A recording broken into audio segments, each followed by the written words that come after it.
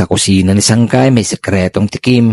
Pusit na panalo, sa bawat himay ay bitin. Hindi ito basta ginisa lang sa sibuyas. May lambing at lakas, sisling na malupit ang tabas. Unay hugas muna, linis ay prioridad.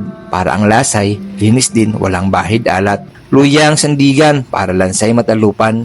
Tubig asin at paminta, pusit ay pinakuluan. Init ang kawali, mantika ay sumayaw. Uyas bawang at sili, ang bangoy umaalpas. Ulat berdeng sili, kulay ng kasayahan.